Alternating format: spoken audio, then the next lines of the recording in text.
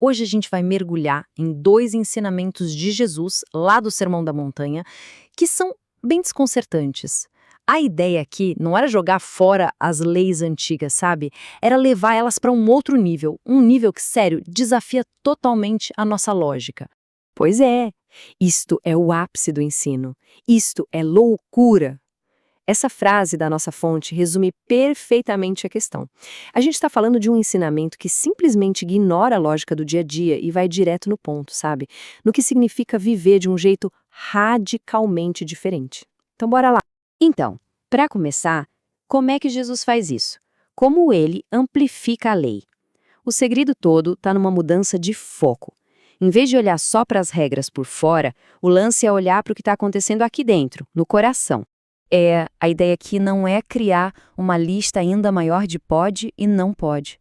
Pelo contrário, é pegar as regras que já existiam e ir mais fundo, para a gente começar a se perguntar sobre as nossas verdadeiras intenções, as nossas motivações, é sair daquela prática religiosa automática e partir para uma autoanálise de verdade.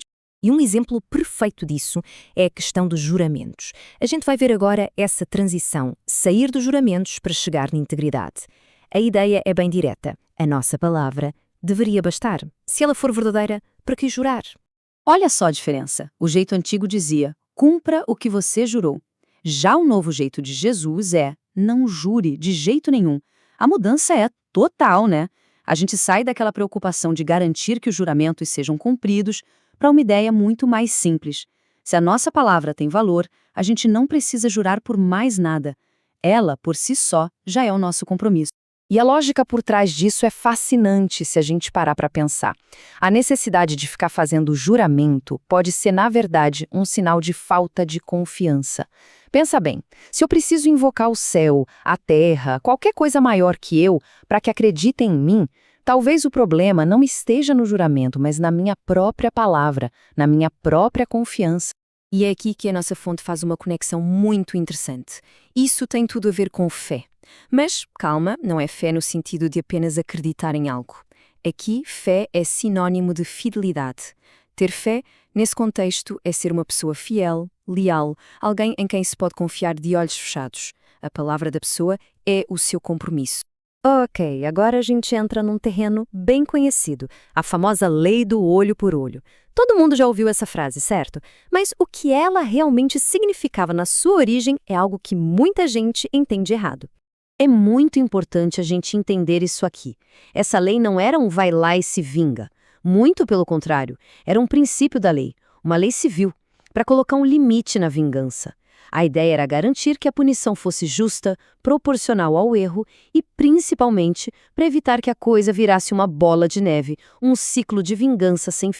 E agora a gente chega no ponto alto, o ápice de tudo isso. Amar os inimigos. É aqui que a coisa fica, bem, louca, como a nossa própria fonte descreve. É o mandamento mais radical, o mais difícil de engolir. O contraste aqui é absurdo. A gente sai do olho por olho, dente por dente, que já era uma justiça limitada, para algo completamente diferente. Não resista ao perverso. Não é só sobre não se vingar, é sobre ativamente oferecer a outra face. É uma virada de 180 graus. E isso não fica só na teoria, não. Jesus dá exemplos muito práticos e, olha, bem difíceis. Oferecer a outra face. Se alguém te processar pela camisa, dar o casaco também. Se te forçarem a andar 1 quilômetro, andar 2. Cada um desses exemplos é um ato pensado para quebrar completamente com a nossa lógica de justiça, com o que o mundo espera. Tá, mas e aí? Como é que a gente entende um negócio desses? A chave, ao que parece, é entender que esses ensinamentos fazem parte de um sistema de valores totalmente diferente. Um reino, se quiser, que funciona com uma lógica que simplesmente não é a nossa.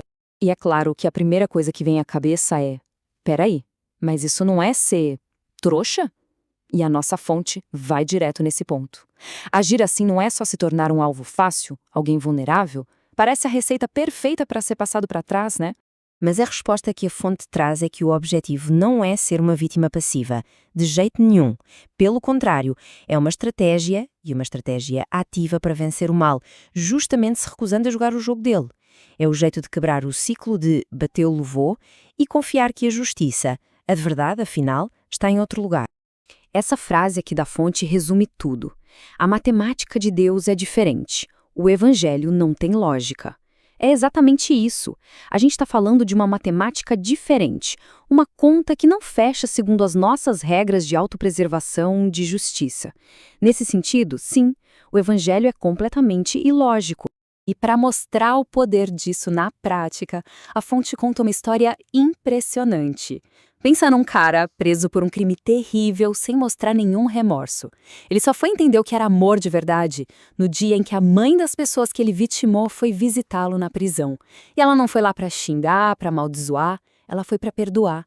E aquele ato que não faz o menor sentido, mudou a vida dele para sempre. E no fim a gente fica com essa pergunta, né? Pode um amor, assim, ilógico, conquistar de verdade a injustiça? É uma ética que vira o nosso mundo de cabeça para baixo. Não tem resposta fácil aqui.